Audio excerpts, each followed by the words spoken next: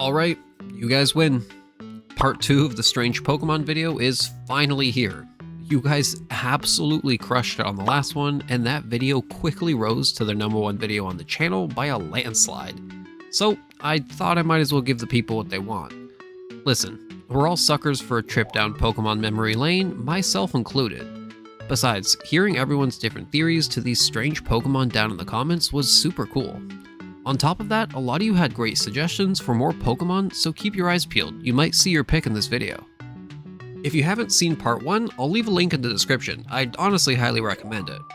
Now, to clarify, before we start, some, but not all of these Pokemon do have at the very least somewhat of an answer or some sort of information about them, but don't let that stop you guys from coming up with some cool theories. At the end of the day, this little series is just a cool way to highlight some strange and unique Pokemon that have appeared throughout the years.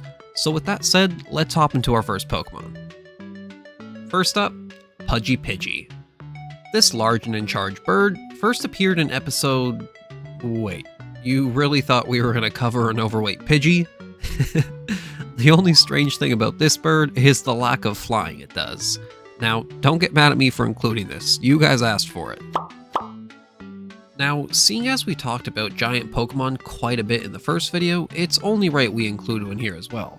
And that Pokemon is none other than the giant Claydol. This Pokemon appeared in the Ruby and Sapphire series in the episode titled Claydol Big and Tall. In this episode, Ash and friends discover a giant stone Pokeball, and after meeting a sage, he tells them a great destructive power was sealed away in this Pokeball long ago by a great and powerful sage. Long story short, Team Rocket end up breaking open the stone Pokeball, and the giant Claydol inside gets released. Both attacks and a regular Pokeball seem to have no effect on the giant Claydol, which makes sense. I'd assume Ash and friends Pokemon just weren't strong enough to damage the Claydol, and the Pokeball itself they said wasn't strong enough for a Pokemon that massive. Which isn't technically true based off the games anyways, but it being the anime, that's not too far-fetched of an idea. The real question is, where did this giant Claydol and Pokeball come from? Also, does this story about the sage mean that magic is real in the Pokemon universe? Next on our list is Primal Pikachu. This juiced up version of Pikachu appeared in the Ruby and Sapphire anime in the episode titled Gaining Groudon. This episode mainly revolves around Team Aqua and Team Magma, who per usual are trying to gain control of Groudon and Kyogre.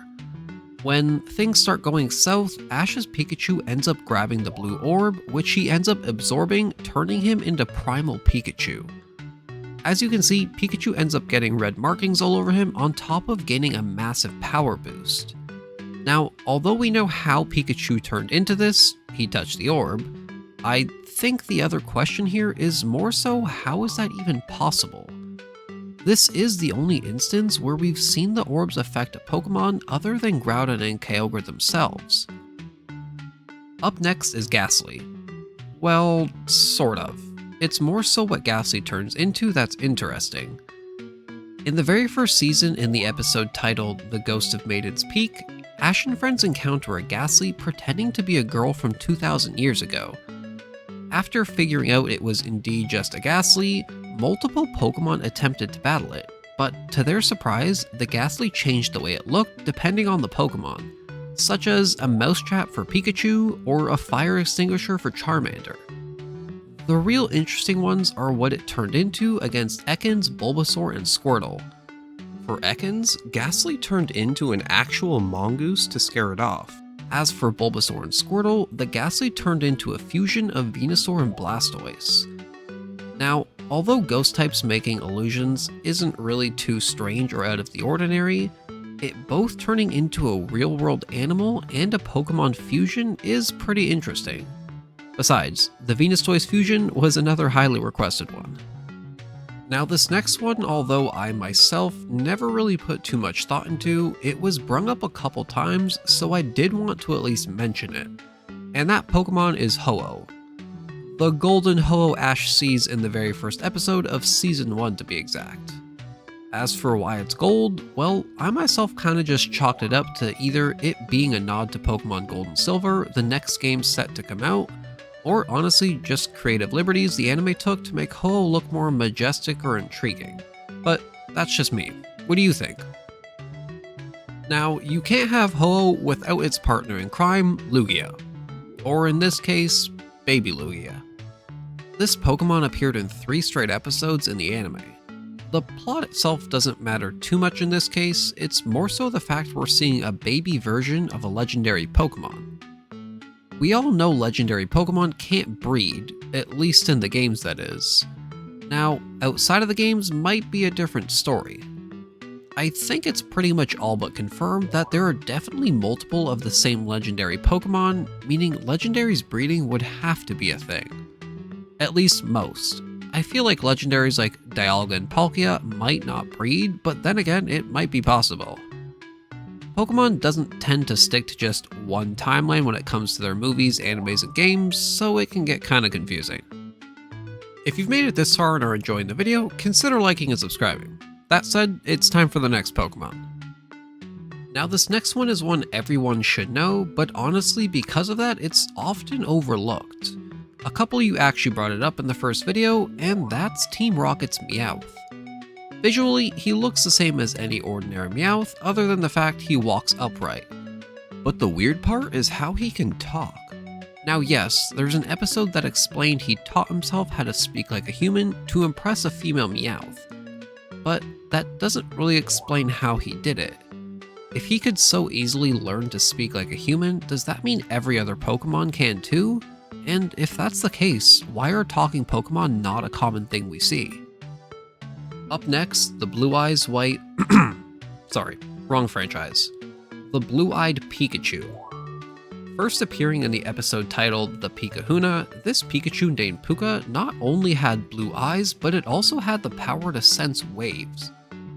In the episode, Puka is clearly an older Pikachu. Not only is it larger than Ash's Pikachu, but its voice also sounds more old and worn, and it even has wrinkles. That, topped with his blue eyes and odd way to sense waves, led a lot of fans to speculate that Puka might actually be blind or partially blind at the very least. Also, blue eyes, surfing, psychic-like powers, kinda sounds familiar, huh? Perhaps Alolan Raichu was inspired by Puka. So this next one isn't necessarily a mystery, but it is an anime-exclusive Pokemon. And it's one a lot of you actually might not know since, well, no one outside of Japan actually got this episode. Why, you ask? Well, that's because this episode was banned for causing children across Japan to have epileptic seizures. That's right, I'm talking about the Porygon episode. Now, in this episode, we actually get to see Porygon Zero, the prototype for what became Porygon. The only real visual difference between them is that Porygon Zero, well, has a zero on its head. Like I said, it's not super crazy, but it is one that's lesser known considering it was only ever shown in an episode most of the world never got to see. Next up is Primal Dialga. This form of Dialga was shown in the Pokemon Explorers of Time, Darkness, and Sky Mystery Dungeon games. Visually, it's basically regular Dialga with some orange accents.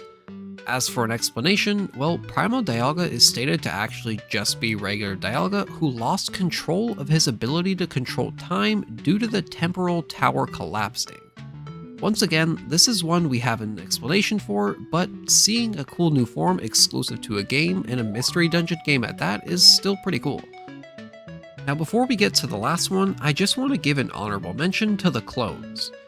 There isn't much to go over with them, but it was one you guys commented about, so I at least wanted to mention them. But now for our final one, Virus Groudon. This Pokemon appeared in the movie Jirachi Wishmaker.